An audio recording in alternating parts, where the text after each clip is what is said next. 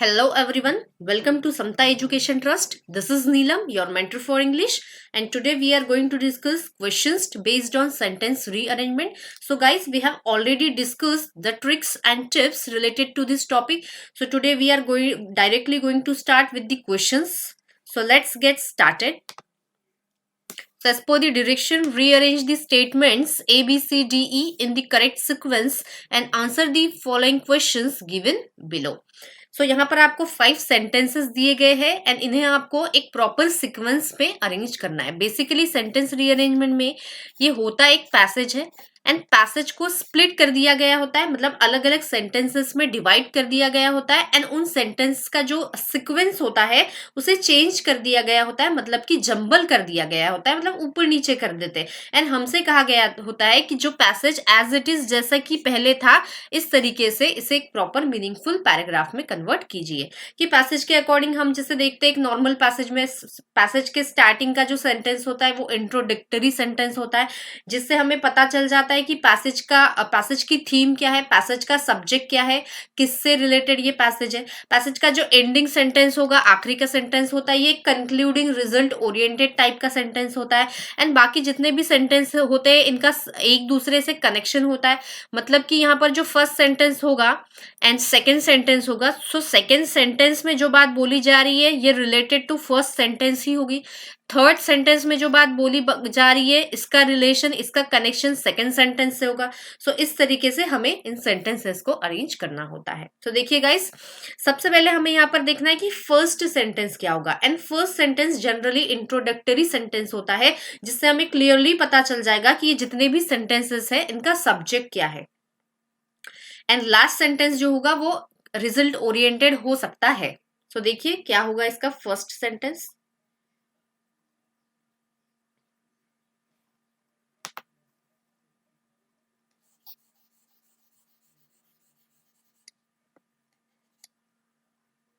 And यहाँ पर इससे रिलेटेड क्वेश्चंस भी दिए गए हैं. जैसे यहाँ पर फर्स्ट क्वेश्चन में पूछा गया है विच is the first sentence of the sequence after rearrangement of the above sentences. मतलब कि इन सेंटेंसेस को अरेंज करने के बाद हमारा फर्स्ट सेंटेंस क्या निकल कर आएगा. देन पूछा हुआ है what is the fifth sentence या which will be the fifth sentence. Then next third sentence, second sentence and यहाँ पर फोर्थ सेंटेंस. मतलब इस क्वेश्चन से रिलेटेड, इस पैसेज या इन सेंटेंसेस से रिलेटेड हमारे पास 5 क्वेश्चंस है. सो हमें इसे एक प्रॉपर मीनिंगफुल पैराग्राफ में कन्वर्ट करना है. So let's check. The current form और forms of money is pulled from circulation. So क्या ये फर्स्ट सेंटेंस हो सकता है? शायद अभी हमें नहीं समझ में आ रहा है, थोड़ा डाउटफुल है, देखते हैं. नेक्स्ट सेंटेंस है एंड रिटायर्ड. एंड एक कंजंक्शन है एंड किसी भी सेंटेंस, किसी भी पैसेज की शुरुआत किसी कंजंक्शन से नहीं हो सकती, क्योंकि कंजंक्शन मतलब कि कनेक्टर्स जो दो सेंटेंसेस को कनेक्ट करते हैं. सो हमें इससे पता चल रहा है कि बी का कनेक्शन किसी और सेंटेंस से है. एंड यहाँ क्या बोला जा रहा है? And retired often to be replaced with new notes और कॉइन्स. आगे बोला जा रहा है it occurs wherever there is a change of national currency. अब इट मतलब क्या हुआ? ये एक प्रोनाउन है एंड इट या ही शी इट किसी भी प्रोनाउन की अगर बात करें, सो ये प्रोनाउन हम कब यूज करते हैं? जब हम ऑलरेडी नाउन यूज कर चुके हो, मतलब किसी पर्टिकुलर चीज का नाम यूज कर चुके हो, देन ही हम ही शी इट का यूज करते हैं. सो इट्स ये इस प्रोनाउन से हमें पता चल रहा है कि इसके पहले ऐसा कोई सेंटेंस आएगा जिसमें नाउन मतलब कि क्लियरली नाम दिया गया होगा. नेक्स्ट देखिए, demonetisation is the act of stripping a. And यहाँ पर हमें शायद लग रहा है कि ये डीमोनेटाइजेशन पे ही बेस्ड ये सारे के सारे सेंटेंस है, क्योंकि यहाँ पर देखिए money is pulled out from circulation, sorry, often to be replaced with new notes and coins. so शायद ये फर्स्ट सेंटेंस हो सकता है. नेक्स्ट देखते हैं, करेंसी यूनिट ऑफ इट्स मतलब किसी चीज की बात की जा रही, it's status as a legal tender. So ये भी हमारा फर्स्ट सेंटेंस नहीं हो सकता. सो हमें दो सेंटेंसेस पे डाउट था, ए एंड डी, लेकिन ए यहाँ पर नहीं होगा अप्रोप्रिएट, बिकॉज डी यहाँ पर बिल्कुल सही सेंटेंस लग रहा है, बिकॉज यहाँ पर ये जितना भी पैसेज है, जितने भी सारे सेंटेंसेस है, ये डीमोनेटाइजेशन पर बेस्ड है. सो हमारा जो फर्स्ट सेंटेंस निकल के आ रहा है वो है डी. सो डी हमारा फर्स्ट सेंटेंस है। नेक्स्ट देखते हैं, अब हमें देखना है कि डी में जो बात बोली जा रही है इसका लिंक कौन से सेंटेंस से है।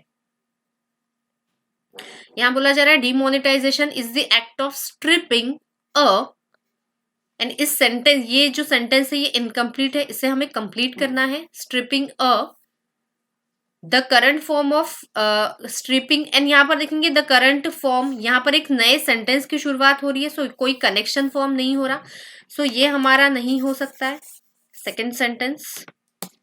फर्स्ट सेंटेंस हमारा डी है, ये हमारा सेकेंड सेंटेंस नहीं हो सकता। देन नेक्स्ट देखते हैं act of stripping a and retired, so यहाँ पर भी इसका डी का बी से कोई कनेक्शन फॉर्म नहीं हो रहा, सो ये भी हमारा सेकेंड सेंटेंस नहीं होगा। नेक्स्ट देखते हैं it occurs whenever there is a change, and ऐसी कोई बात नहीं की जा रही है, इस सेंटेंस को ही हमें कंटिन्यू करना है आगे, सो ये भी हमारा नहीं होगा। एंड लास्ट ऑप्शन ई बचता है, तो ई ऑब्वियसली हमारा आंसर होगा। So demonetization is the act of stripping a current unit of its status as legal tender. So हमारा बी सेंटेंस ई होगा, मतलब दूसरा सेंटेंस जो है सीक्वेंस में ये ई होता है, ई होगा।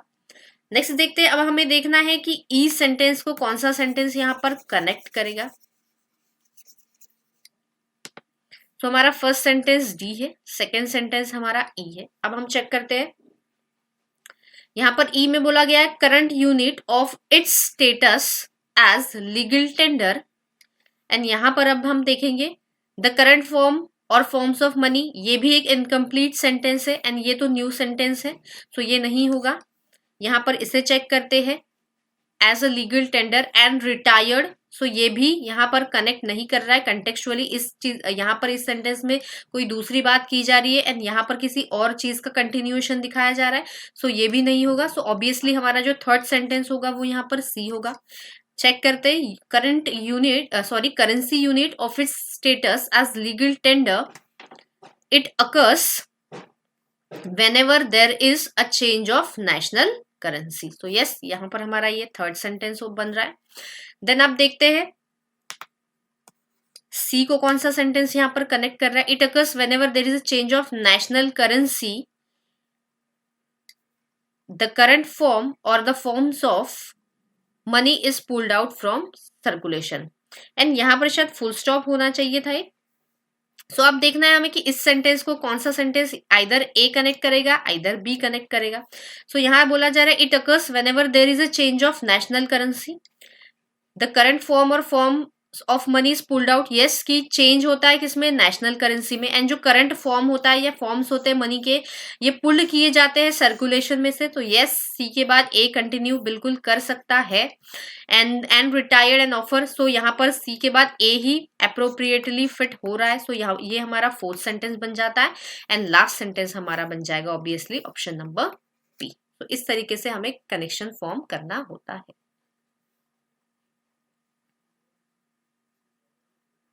तो हमारा sequences D E C A B, मतलब फर्स्ट सेंटेंस हमारा डी है, second E, third C, fourth A and fifth यहां पर हमारा बी सेंटेंस है। So let's check which is the first sentence of the sequence. तो हमने देखा फर्स्ट सेंटेंस हमारा डी बन रहा है, तो हमें देखना है डी कहां पर है, यहां पर है, मतलब हमारा ऑप्शन नंबर डी यहां पर सही आंसर होगा। फिर पूछा है fifth sentence, so fifth sentence हमारा यहां पर बी आ रहा है, तो फिफ्थ सेंटेंस इज बी, मतलब option number E. Then next देखते हैं थर्ड सेंटेंस, एंड हमारा जो सीक्वेंस है वो है D E C A and B, and third sentence हमारा यहाँ पर सी है, सो सी कहां पर है, ये मतलब ऑप्शन नंबर बी यहाँ पर सही आंसर होगा। विच इज द सेकेंड सीक्वेंस में हमारा सेकेंड सेंटेंस ई आ रहा है, सो हमारा जो सही आंसर होगा वो होगा option number D. So I hope सभी को समझ में आ चुका है कि किस तरीके से हमें सेंटेंसेस को एक मीनिंगफुल पैराग्राफ में कन्वर्ट करना होता है, एंड जो भी गिवन क्वेश्चंस होते हैं उनके आंसर्स फिर इस तरीके से मार्क करने होते हैं। So let's move forward, and यहाँ पर फिफ्थ क्वेश्चन पूछा गया, सॉरी फोर्थ पूछा गया है, एंड फोर्थ यहाँ पर हमारा ए है, तो ए हमारा ऑप्शन नंबर ए में ही है, सो हमारा ये करेक्ट चॉइस होगी यहाँ पर ऑप्शन नंबर ए। नेक्स्ट क्वेश्चन देखते हैं गाइस। यहाँ पर again direction, rearrange the following statements. Again ABCDE, यहाँ भी आपके पास 5 सेंटेंसेस दिए गए हैं एंड आपको इन सेंटेंसेस को एक करेक्ट सीक्वेंस में अरेंज करना है एक मीनिंगफुल पैराग्राफ में। सो देखिए इसका करेक्ट सीक्वेंस क्या हो सकता है।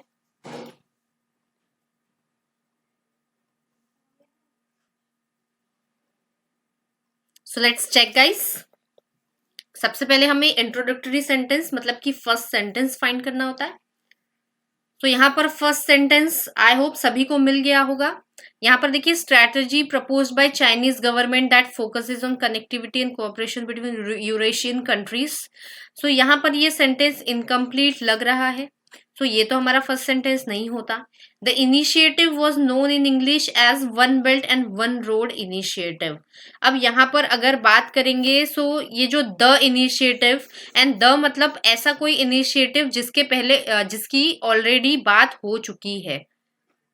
ओके, सो यहाँ पर द इनिशिएटिव मतलब किसी पर्टिकुलर इनिशिएटिव की बात की जा रही है एंड पर्टिकुलर वो कब होगा, जब उसके बारे में ऑलरेडी मतलब एक्सप्रेस कर चुके हैं या ऑलरेडी उसके बारे में कोई बात बोल चुके हो। सो यहाँ पर ये फर्स्ट हमारा सेंटेंस नहीं हो सकता। देन नेक्स्ट है एंड कनेक्टिविटी बताता है एक कंजंक्शन है। सो कंजंक्शन से कभी भी किसी पैसेज की शुरुआत नहीं हो सकती। Primarily the Republic of China, sorry People's Republic of China. So ये भी हमारा फर्स्ट सेंटेंस नहीं हो सकता। सो यहाँ हमारा फर्स्ट सेंटेंस निकल के आएगा ऑप्शन नंबर ई, मतलब कि ई सेंटेंस। सो हमारा यहाँ पर फर्स्ट सेंटेंस ई बन जाता है। The silk road economic belt and the 21st century maritime silk road और द बेल्ट और road initiative BRI is a development. And हमने देखा ये सेंटेंस इनकम्प्लीट है। So first sentence is E. And यहाँ पर चेक करते हैं, is a development what is a development strategy propose by Chinese government. Yes, बिल्कुल हो सकता है। Is a development the initiative, नहीं कनेक्ट कर रहा है। Is a development and ocean going maritime silk road, नहीं। एंड यहाँ पर ये भी नहीं कनेक्ट होगा, मतलब कि हमारा जो सेकंड सेंटेंस निकल के आएगा वो होगा ऑप्शन नंबर ए। मतलब हमारे ये फर्स्ट सेंटेंस है, सेकंड सेंटेंस हमारा ऑप्शन नंबर ए होगा। देन नेक्स्ट चेक करते हैं थर्ड सेंटेंस। सो ए के बाद देखते हैं, ए को पहले हम अच्छे से समझ लें। Strategy propose by the Chinese government that focuses on connectivity and cooperation between, किसके बीच में, यूरेशियन कंट्रीज। अब यहाँ पर बोला जा रहा है between Eurasian countries. The initiative was known in English as one belt one road. And यहाँ पर ऐसे कोई इनिशिएटिव की बात नहीं की गई है। सो यहाँ पर ये सेंटेंस नहीं हो सकता ए के बाद। देन नेक्स्ट देखते हैं, and the ocean going maritime silk Road. So यहाँ पर इस यूरेशियन कंट्रीज के बाद ये सेंटेंस भी बिल्कुल कनेक्टिविटी नहीं दिखा रहा है। सो ये भी नहीं होगा। Between Eurasian countries primarily the people's Republic of China. Yes, Eurasian countries की बात की जा रही है एंड यहाँ बोला जा रहा है प्राइमरीली कौन सी, People's Republic of China. Yes, ये सेंटेंस बिल्कुल कनेक्ट कर रहा है। The land based Silk road economic belt. So यहाँ पर ए के बाद हमारा डी आएगा, मतलब कि डी हमारा थर्ड सेंटेंस बन चुका है। आगे देखते हैं डी में क्या बोला जा रहा है, the land based Silk road economic belt.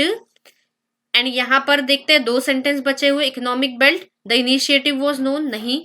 And the ocean going maritime silk Road, yes. So यहाँ पर इस इनकम्प्लीट सेंटेंस के बाद डी के बाद ये सी कनेक्ट करेगा।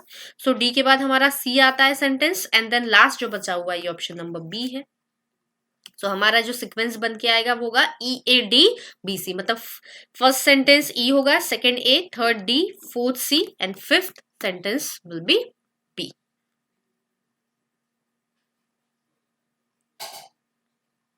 सो लेट्स चेक द क्वेश्चंस। हमारा जो सीक्वेंस है वो है EADCB, मतलब कि फर्स्ट सेंटेंस यहाँ पर हमारा ई होगा। सो ई यहाँ पर ऑप्शन नंबर ई में है। देन यहाँ पर सेकेंड सेंटेंस पूछा है एंड सेकेंड सेंटेंस मतलब यहाँ पर ए होगा। सो ए कहाँ पर है, A, option number A.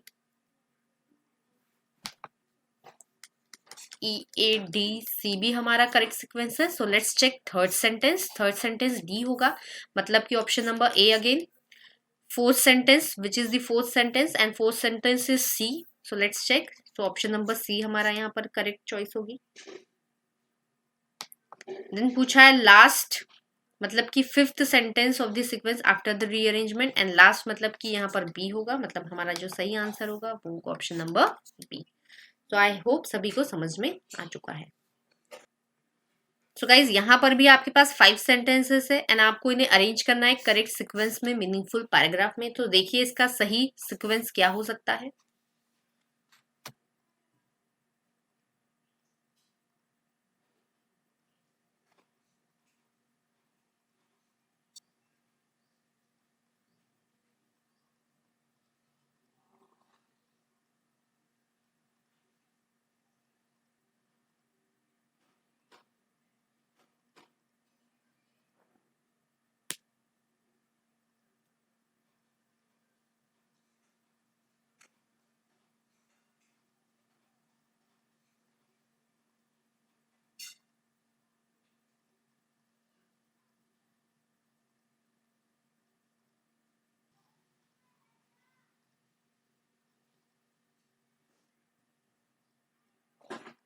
So let's check guys. So यहाँ पर बात करें first sentence which is the introductory sentence.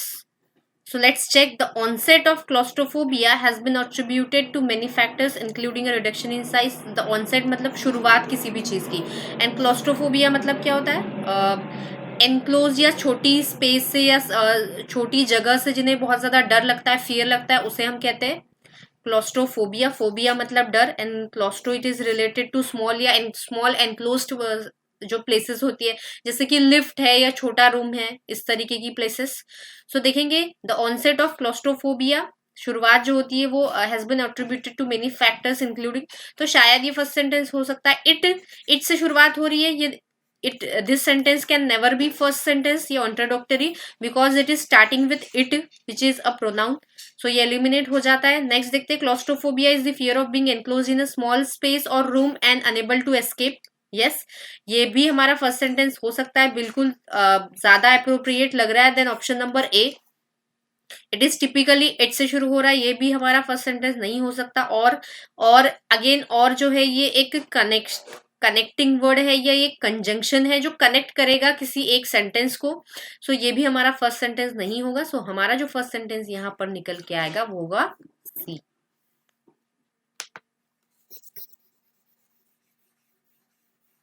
सो आगे बात करें, C is our first sentence. Second sentence देखते हैं, सी में बोला जा रहा था अनेबल टू एस्केप।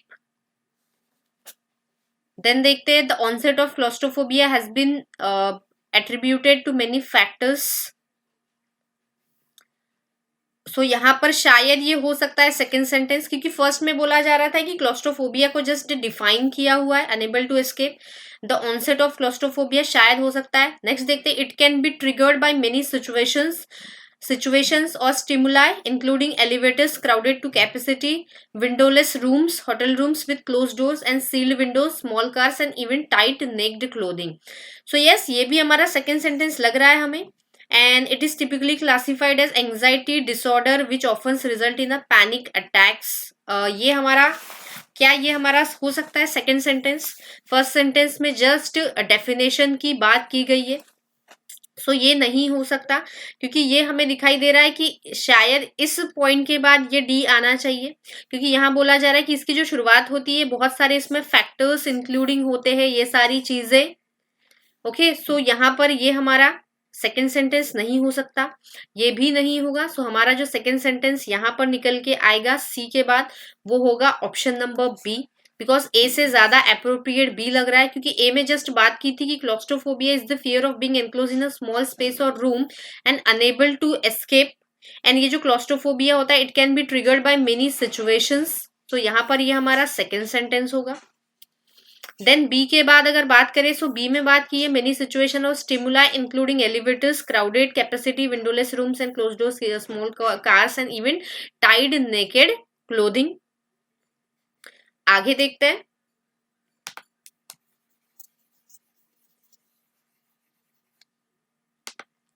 सो हमारा यहाँ पर फर्स्ट सेंटेंस सी है, सेकंड बी है, एंड बी के बाद अब हमें देखना है tight naked clothing. Let's check the onset of claustrophobia, मतलब इस सेंटेंस में जो बात बोली गई है इसमें इसका कोई कंटिन्यूएशन यहाँ हमें नहीं दिख रहा है, सो ये हमारा थर्ड सेंटेंस नहीं होगा। देन नेक्स्ट चेक करते हैं D, it is typically classified as anxiety disorder which often results in panic attacks. Yes, ये इस वजह से होता है एंड इट इज टिपिकली, उसे कैसे क्लासिफाई कर सकते हैं, एज ए एंजाइटी डिसऑर्डर। तो यस, ये बिल्कुल हमारा नेक्स्ट सेंटेंस हो सकता है। और genetic predisposition to fear small places. तो हमने देखा गाइस कि यहाँ पर जो थर्ड सेंटेंस बी के बाद निकल के आएगा वो ई भी नहीं हो सकता, मतलब कि ऑप्शन नंबर यहाँ पर डी होगा। मतलब ये हमारा थर्ड सेंटेंस बन जाता है यहाँ पर, फर्स्ट, ये सेकंड एंड ये थर्ड। अब हमारे पास दो ही बचे हुए, A and E. So let's check D के बाद क्या है, अटैक्स, एंड डी के बाद देखते हैं द ऑनसेट ऑफ क्लोस्ट्रोफोबिया, मतलब यहाँ पर बोला जा रहा है कि ये एक एंजाइटी डिसऑर्डर है और जिसके वजह से क्या आता है, पैनिक अटैक्स।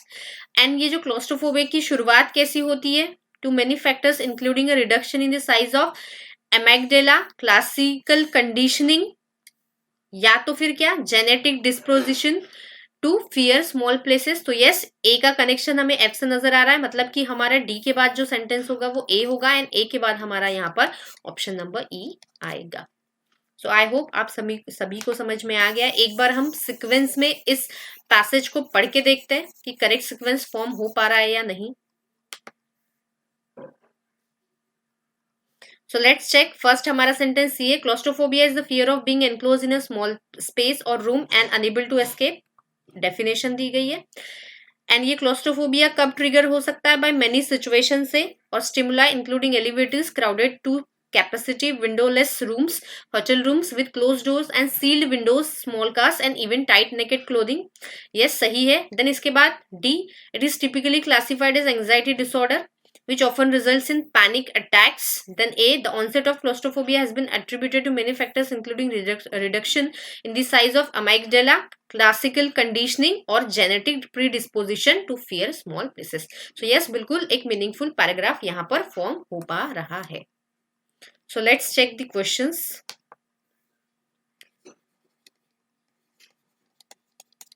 तो यहाँ पर पूछा गया है which is the fourth sentence after sequence form करने के बाद।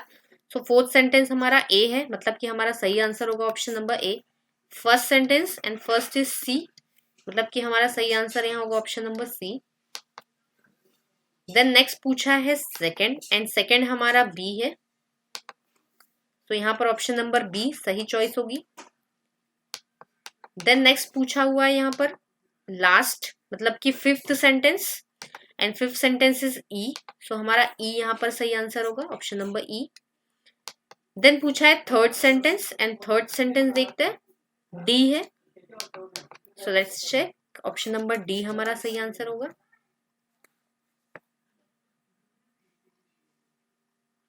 नेक्स्ट क्वेश्चन देखते हैं। सो गाइज अभी तक जितने भी क्वेश्चंस हमने सॉल्व किए, यहाँ पर हम 3 क्वेश्चन सॉल्व कर चुके हैं एंड सभी क्वेश्चंस में हमने देखा आपको 5 सेंटेंसेस दिए गए थे एंड इन 5 सेंटेंसेस को ही आपको अरेंज करना था एंड क्वेश्चंस भी जो थे इन सेंटेंसेस पे ये 5 ही क्वेश्चंस थे। सो यहाँ पर हम कोई एलिमिनेशन ट्रिक नहीं लगा पाए थे, लेकिन यहाँ पर देखेंगे sentences A B C D E F and G, मतलब कि यहाँ पर हमारे पास 7 सेंटेंसेस दिए गए हैं। तो एक बार पहले आप देखिए रीड करके कि इसका क्या सीक्वेंस हो सकता है, क्या चीजें यहाँ पर, क्या कीवर्ड्स निकल के आ रहे हैं, देन हम अरेंज करते हैं।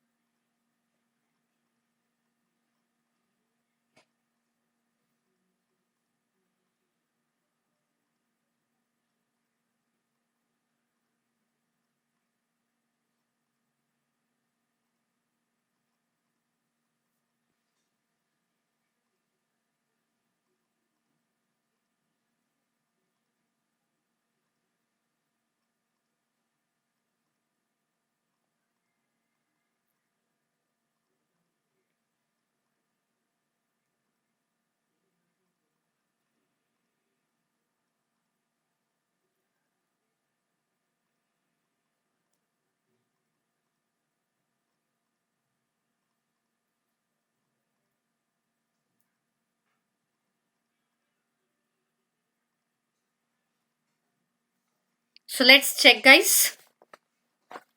अब यहां पर देखना है हमारे पास sentences A B C D E F and G, 7 sentences है। Let's check the options. यहाँ पर क्वेश्चन पहले देखते हैं 1 2 3 4 एंड 5। यहाँ पर जस्ट हमारे पास 5 क्वेश्चंस है एंड हमारे पास सेंटेंसेस जो है ये 7 सेंटेंसेस। तो यहाँ पर चेक करते हैं, मतलब कि सॉरी 5 सेंटेंसेस है। तो इन सेंटेंसेस से ही हमें ये जो क्वेश्चन दिया हुआ है इसी से हमें एक ट्रिक यूज करना है। जैसे कि यहाँ पर पूछा गया है second sentence, and second sentence जो है हमारे पास सेंटेंस है A B C D E F and G. हमारे पास ये 7 सेंटेंसेस है एंड 7 सेंटेंसेस है, लेकिन क्वेश्चन सिर्फ 5 है। तो जब नंबर ऑफ सेंटेंसेस ज्यादा होते हैं, मोर होते हैं देन नंबर ऑफ क्वेश्चंस, तब ये एलिमिनेशन ट्रिक का हम यूज करते हैं। ये ट्रिक हमने पहले भी डिस्कस की है। So let's check. यहाँ पर पूछा गया है which of the following would be the second sentence. So हमें सेकेंड सेंटेंस बताना है। अब हम देखेंगे सेकेंड सेंटेंस के ऑप्शन में ये सारे ऑप्शन है F A E B and G. So यहाँ पर सेकेंड सेंटेंस अभी हमने देखा नहीं है, पैसेज को पता नहीं हो सकता है या नहीं सेकेंड सेंटेंस। तो सेकेंड सेंटेंस एफ शायद हो सकता है, ए भी हो सकता है, ई भी, बी भी एंड जी भी। लेकिन क्या सेकेंड सेंटेंस सी हो सकता है? क्या ये ऑप्शन में दिया हुआ है यहाँ पर? नहीं, मतलब सेकेंड सेंटेंस सी नहीं होगा। सेकेंड सेंटेंस क्या डी हो सकता है? नहीं, क्योंकि दिया ही नहीं है ऑप्शन में। इसका मतलब हमें यहाँ पर पता चल गया कि सेकेंड सेंटेंस कभी भी सी और डी नहीं हो सकता, क्योंकि अगर सेकेंड सेंटेंस यहाँ पर सी या डी होता तो यहाँ पर जरूर दिया होता, लेकिन यहाँ हम देख पा रहे हैं कि नहीं दिया हुआ। इसका मतलब सेकेंड सेंटेंस सी और डी नहीं हो सकता। आगे देखते हैं। फोर्थ सेंटेंस पूछा है एंड फोर्थ सेंटेंस ए हो सकता है, बी हो सकता है, क्या सी हो सकता है? नहीं, अगेन ये सी नहीं हो सकता। डी दिया हुआ है, ई दिया हुआ है, एफ हो सकता है क्या? नहीं, एफ नहीं हो सकता है। नेक्स्ट चेक करते हैं first sentence, and first sentence यहाँ पर क्या नहीं हो सकता है? ए हो सकता है, बी हो सकता है, सी हो सकता है, डी हो सकता है, ई हो सकता है क्या? नहीं, क्योंकि ऑप्शंस में ही यहाँ पर आपको कहीं दिखाई दे रहा है, नहीं दिखाई दे रहा, मतलब कि नहीं है। सो फर्स्ट सेंटेंस ई नहीं हो सकता, फर्स्ट सेंटेंस यहाँ पर एफ भी नहीं हो सकता। देन नेक्स्ट बात करें लास्ट बट वन, एंड हमारे पास 7 सेंटेंस है एंड लास्ट बट वन मतलब जस्ट लास्ट सेंटेंस के पहले। सो लास्ट सेंटेंस के पहले क्या होगा? Sixth sentence, and sixth sentence यहाँ पर ए नहीं हो सकता, बी हो सकता है, सी नहीं, सी भी हो सकता है, डी भी हो सकता है, ई एफ जी नहीं हो सकता, क्योंकि ऑप्शन में गिवन ही नहीं है।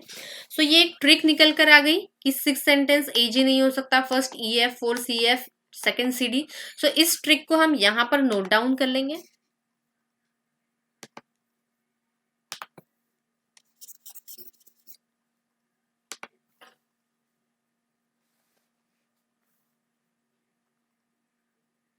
Second sentence C and D नहीं हो सकता, fourth sentence C and F नहीं हो सकता, फर्स्ट सेंटेंस हमारा ई एन एफ नहीं हो सकता, sixth sentence A N G नहीं हो सकता, एंड थर्ड सेंटेंस कभी भी हमारा बी एन सी नहीं हो सकता।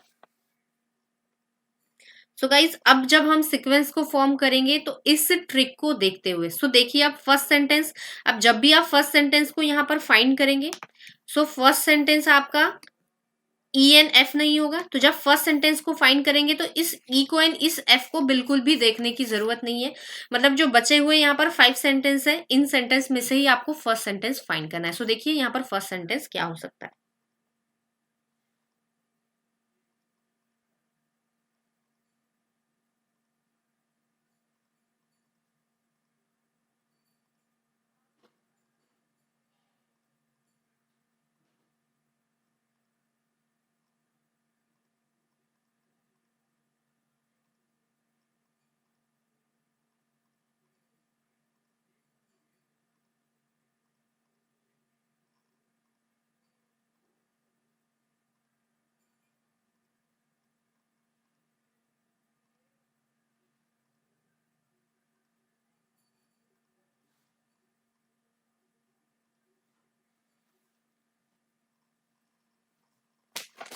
सो गाइस यहाँ पर फर्स्ट सेंटेंस हमारा निकल कर आ रहा है।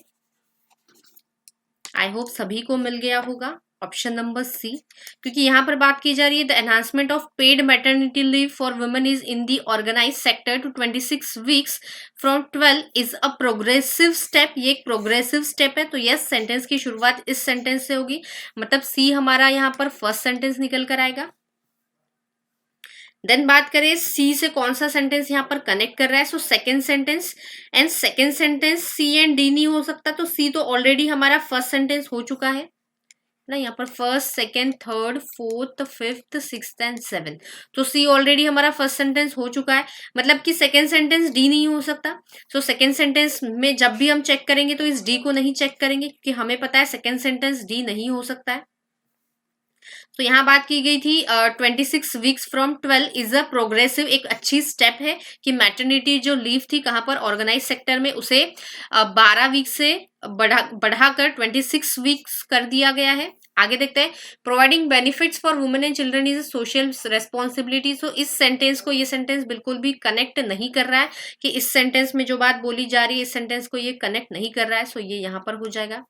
अब आगे बोला जा रहा है this should further lead to a closer scrutiny of difficulties face by unorganise workers. यहाँ सिर्फ ये बात किसकी की थी, ऑर्गेनाइज वर्कर की गई थी, एंड बोला था कि एक प्रोग्रेसिव स्टेप है, एंड आप बोला जा रहा है कि ये जो प्रोग्रेसिव स्टेप है इसे और ज्यादा बढ़ाकर क्या करना चाहिए, स्क्रूटिनी मतलब जांच पड़ताल की जानी थी, किसकी, जो अनऑर्गेनाइज सेक्टर की जो महिलाएं जो डिफिकल्टीज फेस कर रही है, क्योंकि ये तो ऑर्गेनाइज सेक्टर्स की महिलाओं के लिए, फीमेल्स के लिए कर दिया गया है। सो ये सेंटेंस इस सेंटेंस को कनेक्ट कर रहा है, लेकिन बाकी सेंटेंस भी चेक करना होता है। सो डी को तो हम चेक नहीं करेंगे, क्योंकि यहाँ इस ट्रिक से हमने देखा है कि second sentence can never be D. Then next देते positive though it is the amended law is expected, law वगैरह की बात की जा रही है, सो यहाँ पर ये नहीं होगा। आगे for many poor millions in organise sector the only support available, so यहाँ पर पहले ये अनऑर्गेनाइज सेक्टर की बात की जाएगी, देन ये सेंटेंस होगा, सो यहाँ पर ये भी नहीं होगा। It is wholly welcome that such a benefit is being introduce, so यहाँ पर ये भी नहीं होगा, मतलब कि सी के बाद जो सेकेंड सेंटेंस निकल के आएगा वो होगा यहाँ पर बी।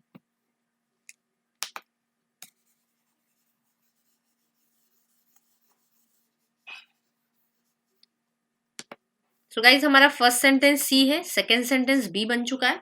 नेक्स्ट चेक करते हैं, बी के साथ हमें लिंक फाइंड करनी है। तो यहाँ बी बोला जा रहा है this should further lead to closer scrutiny of difficulty faced by unorganized workers who fall beyond the scope of any worthwhile labor welfare measures. Okay and आगे देखते हैं, so let's check, and third sentence find करना है, and third sentence यहाँ पर देखिए B and सी नहीं हो सकता, and B and C already हमारा हो चुका है, सो ये ट्रिक हमारे किसी भी काम में नहीं आएगी। So let's check third sentence after this sentence, welfare measures, फिर providing benefit for women and children is social responsibility which can be funded, so इस सेंटेंस को ये सेंटेंस बिल्कुल भी कनेक्ट नहीं कर रहा है, सो ये नहीं होगा। Then the reported move to restrict even this meager benefit to the first child, so ये भी सेंटेंस इस सेंटेंस को बी सेंटेंस को कनेक्ट नहीं कर रहा है। पॉजिटिव दो ये भी नहीं होगा, for many poorer millions in organized sector, poor millions in अच्छा ये सेंटेंस यहाँ पे अनऑर्गेनाइज वर्कर की बात की जा रही थी, लेकिन यहाँ बोला है for many poor millions in the unorganise sector the only support available is a small conditional cash benefit 6,000 during pregnancy and lactation. Yes ये हो सकता है। Let's check this also, it is wholly welcome that such a benefit is being introduced with an amendment to the maternity benefit act 1961।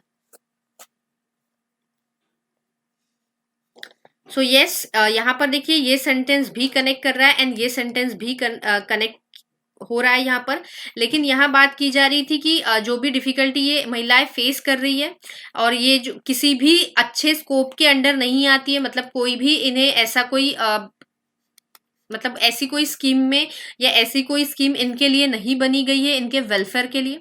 सो आगे बोला जा रहा है यहाँ पर दो सेंटेंसेस है, एंड अगर हम बात करेंगे यहाँ पर ये दोनों सेंटेंसेस की, सो फर्स्ट सेंटेंस पहले ये आएगा, it is wholly welcome that such a benefit is being introduce with the amendment to the maternity benefit act 1961, मतलब ये कहा जा रहा है कि ऐसा जो बेनिफिट है इनके लिए होना चाहिए, ये इस एक्ट में कहा गया है। सो हमारा जो सेंटेंस आएगा नेक्स्ट ये जी होगा, ना कि ये सो थर्ड सेंटेंस हमारा यहाँ पर जी निकल कर आ रहा है। नेक्स्ट चेक करते हैं।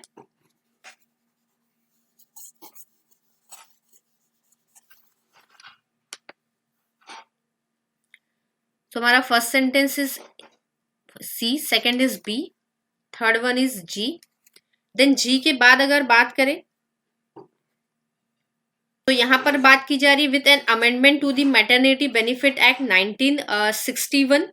एंड नेक्स्ट अगर सेंटेंस देखें यहां पर प्रोवाइडिंग बेनिफिट्स, नहीं, ये कनेक्ट नहीं करेगा। Then D the report move, no, ये भी नहीं करेगा। Positive though it is the amended law is expected to cover, and यहाँ पर अमेंडमेंट की बात की जा रही थी एंड यहाँ पर इस अमेंडेड लॉ की बात की जा रही है। सो ये जो अमेंडेड लॉ है is to cover only 1.8 million women, a small subset of women in the workforce. Yes, तो यहाँ जी के बाद ये क्लियरली मतलब यहाँ पर आपको दिखाई दे रहा है कि अमेंडमेंट की बात की जा रही है एंड यहाँ अमेंडेड लॉ। सो यहाँ पर जी के बाद ये ई कनेक्ट होगा, मतलब नेक्स्ट हमारा सेंटेंस जो होगा वो ई होगा। सो फोर्थ सेंटेंस यहाँ पर ई निकल के आता है। नेक्स्ट बात करें फोर्थ सेंटेंस, देन नेक्स्ट हमें देखना है कि फोर्थ के बाद कौन सा कनेक्ट करेगा। एंड यहां पर बोला गया है गाइस ई में अ small subset of women in the workforce, इस तरीके से यहां पर बात की गई है।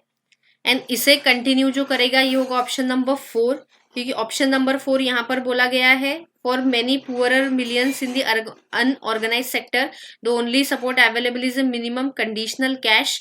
सो यहाँ पर ई के बाद ये एफ सेंटेंस हो जाता है हमारा।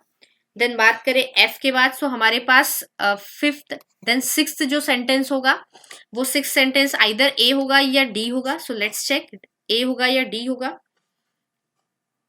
अगर बात करें इस एफ सेंटेंस की, सो एफ सेंटेंस में बोला गया है कि small conditional cash benefit 6,000 during pregnancy and lactation offered under the maternity benefit programme, इसकी बात की गई है। एंड अगर बात करें इस डी सेंटेंस में, सो डी सेंटेंस में यहाँ पर बोला गया है इवन दिस मीगर बेनिफिट, जो छोटा सा बेनिफिट है मतलब सिर्फ 6,000 रुपए का। सो यहाँ पर ये इस मीगर बेनिफिट को ये कनेक्ट कर रहा है, मतलब कि इस एफ के बाद हमारा डी सेंटेंस आएगा एंड लास्ट जो सेंटेंस होगा ऑब्वियसली जो बचा हुआ सेंटेंस है दैट इज ए। सो हमारा जो सीक्वेंस बन के आ रहा है वो होगा CBGE-F-D-A।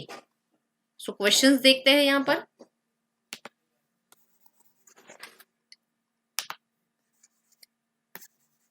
तो यहाँ पर हमें सेकेंड सेंटेंस बताना है एंड हमारा जो सीक्वेंस है वो CBGEFDA है। एंड यहाँ पर सेकेंड सेंटेंस बी निकल कर आ रहा है, मतलब हमारा सही ऑप्शन बी होगा। नेक्स्ट पूछा जा रहा है फोर्थ, एंड फोर्थ अगर सीक्वेंस में बात करें सो फोर्थ हमारा ई है। तो ई यहाँ पर मतलब ऑप्शन नंबर सी हमारा करेक्ट चॉइस होगी। देन नेक्स्ट फर्स्ट सेंटेंस पूछा जा रहा है एंड फर्स्ट सेंटेंस हमारा सी था, मतलब ऑप्शन नंबर ए। नेक्स्ट देखते हैं last but one, and last but one मतलब लास्ट सेंटेंस के पहले वाला सेंटेंस, मतलब कि सिक्स्थ सेंटेंस। एंड हमारा जो सिक्स्थ सेंटेंस था ये डी है, तो यहाँ पर ऑप्शन नंबर ई होगा करेक्ट आंसर।